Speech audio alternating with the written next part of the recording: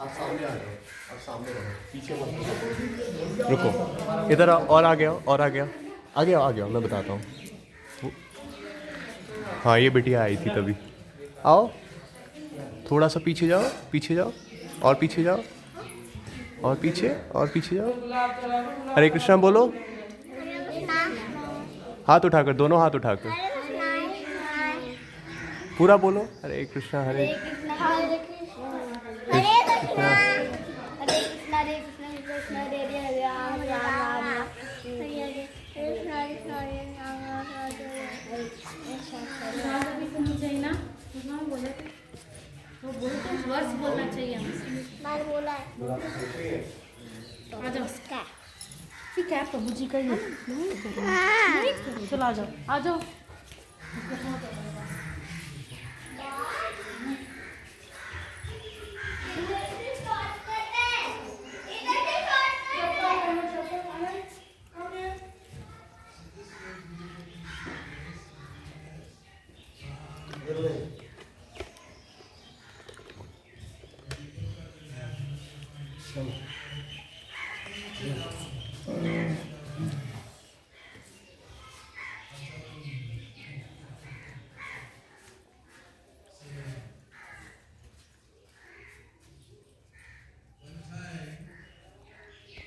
Everybody in Braj was waiting. Thakurji told, I'm going to return, but he never returned. You see, even today, this parampara is going on. Yatra the Chanti Shrestha, whatever the great man does, the common will follow. Everybody says, just now coming, and they go away. Abhi aayegi, bechare. Aur वापस नहीं आते. And they don't come back. They're following their leader. So finally, Balaram, he got so upset. He said, Kade, you have to go there. I just can't go. My heart is too fickle. That I'm going. So Baldavi came here.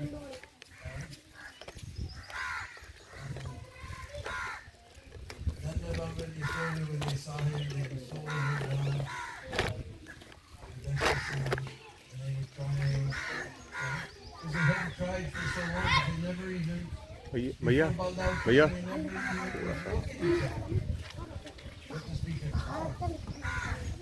Because if they look at each other, they'll see the sadness in each other's face, and they'll start crying again, and they've already cried so many tears, and no more tears left to cry. So when they saw Baldavi, they began to cry, and he met all the cowherd boys, and they never did anything. Then he made some secret signals to his gopis. And Krishna has one set of gopis, and Baldavi, he has another set of gopis. So Baldav made signal to his set of gopis that we should meet on the Chaitra Purnima night here at this beautiful place.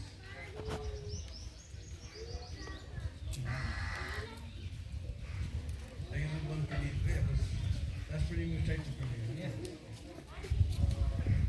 So, and here there's beautiful gardens and beautiful trees. Just like this one I'm sitting under and one nearby. These are called banyan trees. In Hindi and Sanskrit we say Bhat Vriksha Vargat. Or when Lala saw a tree like this, he said, Maiya, Are Maiya, what kind of tree is this? What's got a beard? What kind of tree is this? What's got a beard? Ye kind ki beard hai Maiya, iski daadi hai. Kind ki beard hai Maiya, iski daadi hai.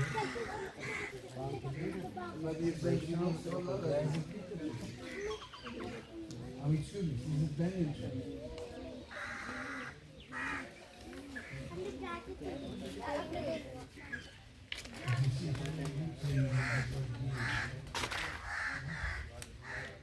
Actually, it's very interesting how it became banyan tree. We call it Vargat or Bhatvrich. That's one two butts. So during British times, the British saw that all the mercantile class of people, they would set up their shops and their push carts in the shade of this type of tree. So in ISKCON, we all know the mercantile class of people are called Vaishya, right? In ISKCON, we know Vaishya. But in common parlance language, we say Baniya. So the British used to say, this is the Baniya tree. So slowly became banyan tree. I read this, it was a big book on Indian trees about this thick, so I wasn't telling a joke. So that's actually how it got its name. And so many beautiful trees were here. And just behind here, when Lala saw a tree like this, he said, Maya, what type of tree is this whose leaf has got a tail? What kind of tree is this whose leaf has got a tail, Maya? Maya, you can't keep your hair just keep patti ki poonche. You can't keep your hair just keep patti ki poonche, Maya. And Maya sort of looks, oh Lala, this is people tree. You see his head just like in front of Prabhupada's Samadhi. His leaf is shaped just like a heart. And he comes down to a little punch tail. And as soon as a little bit of wind is there, they begin to move. In fact, when I went to the Grand Palace in Thailand, they have all lining the edge of the roof. Roof comes down and lining the edge of the roof. Beautiful brass gilding is there, and then hanging from those little carved brass things, little brass bells, and the dinger is a people leaf, brass people leaf. Very beautiful. And we see there's two other, these are the biggest I've ever seen. This is a very special tree. You can see just now the fruit is coming up right from the trunk, not from the branches you see on the trunk. This is, in local language, say gular. Gular. This is the Indian fig tree. And this is a very interesting tree. And these two here are the biggest I've ever seen in my life. There's one here, one in the corner over here. You will never see flower. But you'll see the fruit. You see the fruit, but you'll never see flower on the ground. But we know without flower how there will be fruit. There must be a flower for there to be a fruit, is it? This type of tree, the fig tree also, this Indian fig tree, the other type of much smaller fig trees, they're special species. The flower blooms inside the fruit. Because without flower there'll be no fruit. The flower blooms inside the fruit, pollinates itself, and then we get these little fruits. So this is also from British time. British used to tell that when you will get independence when the gular tree gives flower. And the Indians used to respond that when we get independence, we'll create a botanist greater than Pasteur, and we'll create a gular tree with flowers. And we see everywhere we go, that now Britain is ruled by a prime minister is a Indian. It is Indian. And you read any, who's the chief executive officer of Citibank? I've forgotten his name anyway. Or Google, everywhere you go, it's all Indians.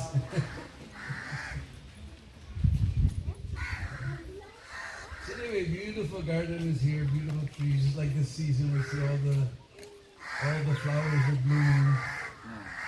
Like for example, Mukunda Dattaprabhu is hiding inside his house. He's got one of those ones with hay fever. As soon as the flowers bloom, he's gone. You won't see him these days. But all the flowers are blooming and everything is good. And Baldarji began to dance with all his set of gopis. And Krishna said of gopis, they were in the bushes, in the forest, they were just watching and remembering their Ras Leela with Krishna. They were using their bicycles. So sneakily they were running. And then, the god of the waters, Varuna, he sent his beautiful daughter, Varuni, in the form of honey. And this beautiful fragrance of the flowers and the honey was filling the air. So the gopis began to bring all this honey to Baladev. And he began to drink so much honey. I don't know, sometimes I can remember the old days after the Sunday feast, whatever prasada was left over, we just used to, because you never leave anything waste. Prasad you can't waste. So we just take that halava and sweet rice and halava. You take too much halava and sweet rice, you just become totally intoxicated. Sometimes we end up rolling. Anyway.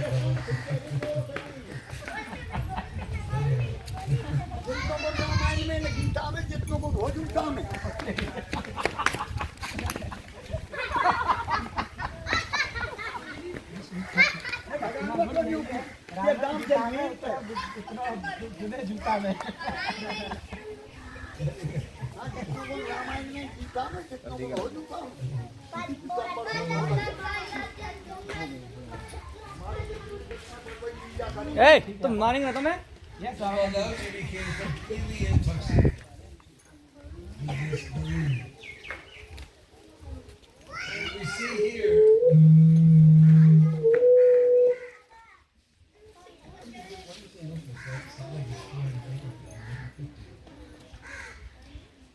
So,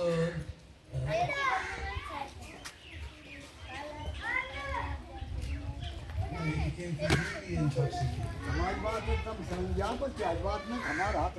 So we see now the Jamuna, our first time today we get to see Jamuna. We'll go around back and see it. Here she's divided in different streams, we'll tell in a minute. So, and from the Jamuna, nice cool breeze always blowing, even though it's so hot. It's nice, but back there we were so hot, huh? Just sitting here, it's much cooler. I can't say it's cool, but it's much, not like back there in the city, huh? So nice breeze was blowing. It was nighttime, so nice breeze was blowing. Everything was very sweet. Huh? And Baldao, his eyes were, you know how you are when you're drunk, the eyes were rolling. Huh? And he saw the Jamuna and the cool breeze, and they've been dancing and dancing. So undoubtedly there's some sweating, you want to take bath. So he was thinking, all right, let's take bath. But you know how when you get completely intoxicated, I hope you don't know. Unfortunately, we know. You get lazy. So he just looked at Jamuna and he said, Aja, come here. With no respect. Because Brishbasis, they don't, you know, they were pulling Krishna by the ear, chasing him with stick, tying him with rope, so they don't respect anybody. Don't feel bad that you think you're a foreigner or whatever. They don't care for anybody.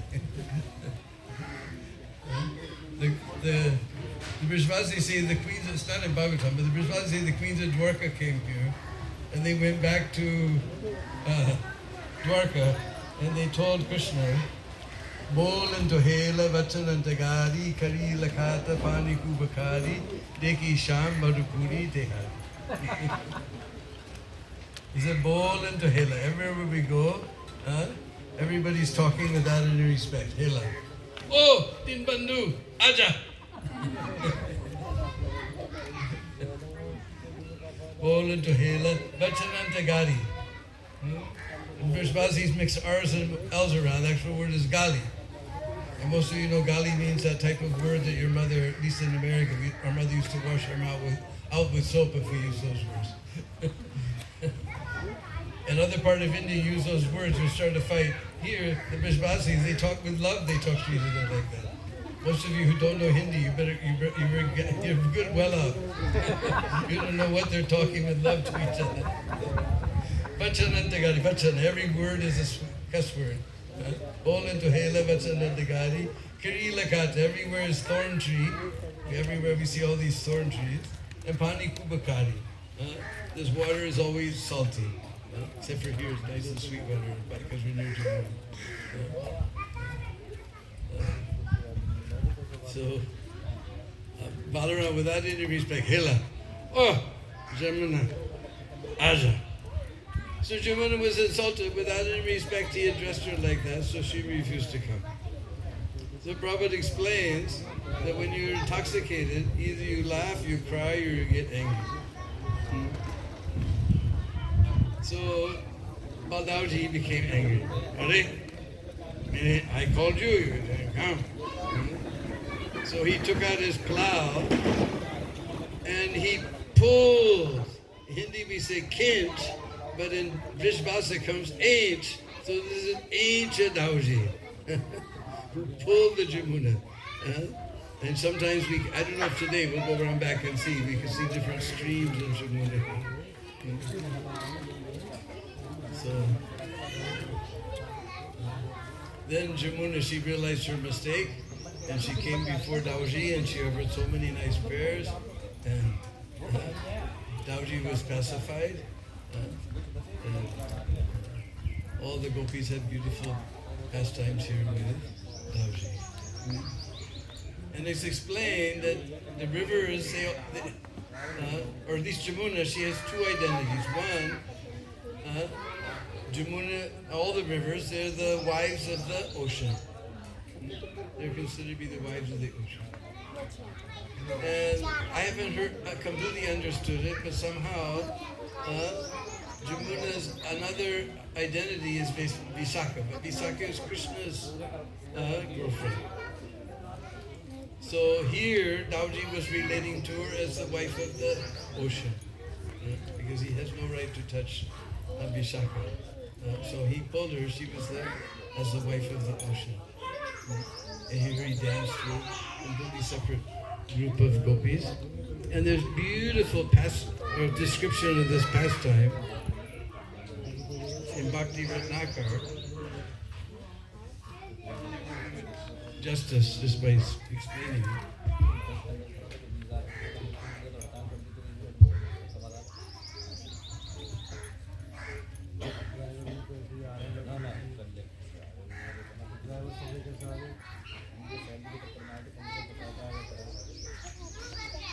In Sri Krishna Chaitanya Charita by Murari Gupta, he says, just see at this place Ram and Krishna decorated with gold and jewel ornaments and suitably dressed for spring, engaged in amorous pastimes, in merry mood, each with his own beautiful gopis. They are overflowing with ecstatic mellows as they join their loving gopi friends in dancing and singing. The sporting activities of Lord Balaram are most wonderful and astounding, abounding with transcendental mellows.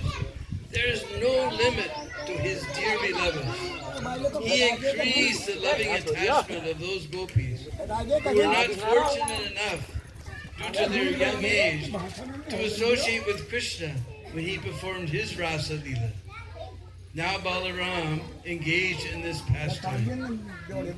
Sri Raghava continued to describe the beauty of Balaram at the time of his Ras Leela. Because this 5th chapter of Bhakti Ratnakar, Raghava Pandit is taking Srinivas Narottam and Chamananda, the second generation of Vaishnavacharyas, on Braj Prikar.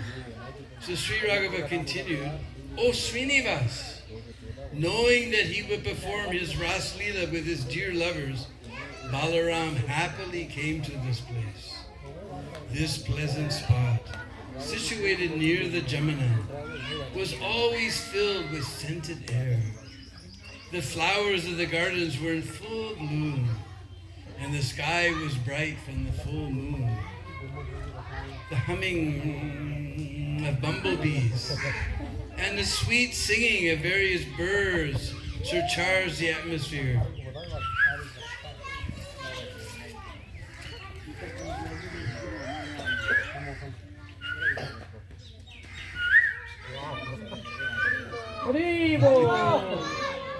This is a kokila. Yeah, they start very low, Then they go higher. Then they go higher.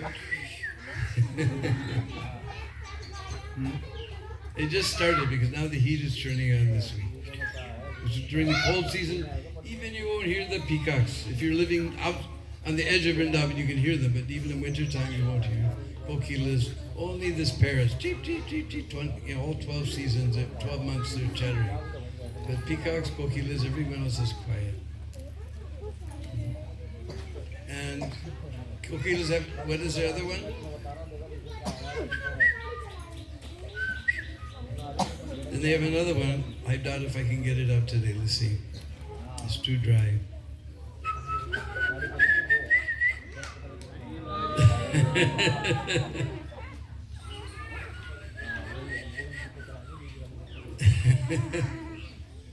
And their most famous one, I could barely imitate.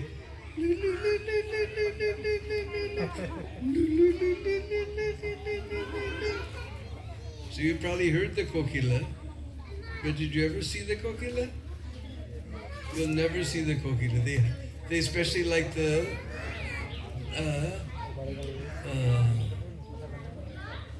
bakul trees because they're very, very thick foliage. Nobody can see them. And if you finally see one, then you'll be disappointed. The Hindi poets say, this Bhagwan, he has got no brain. He's made the peacock with so beautiful plumes. But his voice is just a squawk. And this kokil has such a sweet voice. And he's black as a crow. In fact, the female kokilas are very clever. They go in the crow's nest and lay their eggs. Finished. And the baby kokilas, they cry louder than the baby crows, so they get all the nourishment. Yeah. So, humming the bumblebees and various birds. Millions of female and male peacocks danced. And many deer played in the garden.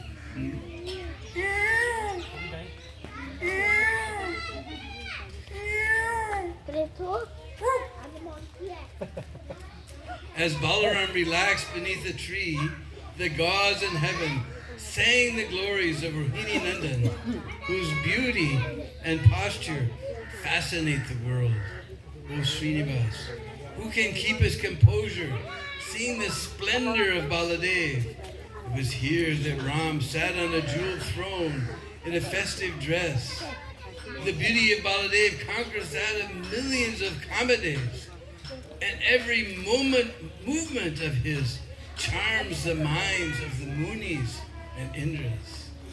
The glory of his body, which brightens the three worlds, can defeat the pride of millions of suns. The silky black curly hair covering his head is decorated with a jewel-set crown, and he wears a flower garland. His lips are as red as bimba fruits, and his teeth sparkle like pearls. A garland of Vaijayanti dangles from his powerful neck. I always wondered about this Vaijayanti mala, because we heard that somehow it's a flower, it's a garland made with 5 different types of flowers. But here in Braj, we used to grow them at Brindakund. It's a type, it's a little, it looks like a little seed bead, a little sort of grayish, whitish color. If you ask, everywhere you go, sometimes, some places you see all the vendors there selling all kinds of trinkets. You ask for, what is it? Jayanti Mala. Then they'll show you the Vaijayanti Mala.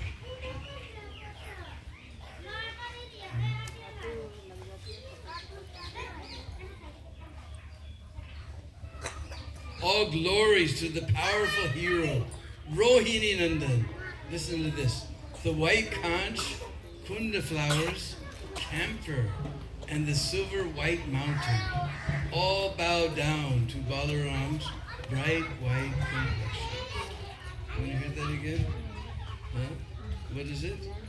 The white conch, Shankar, kunda flowers. See in the this season, now the mogra flowers are coming, jasmine flowers are coming, little white tiny flowers. But in the winter time, there's this flower called kunda. The mogra flowers don't come in the winter, but the kunda flowers come in the winter. The beautiful white flowers, pinkish highlights. So kunda, camphor. Oh, we all know camphor, so beautiful white color. What is it?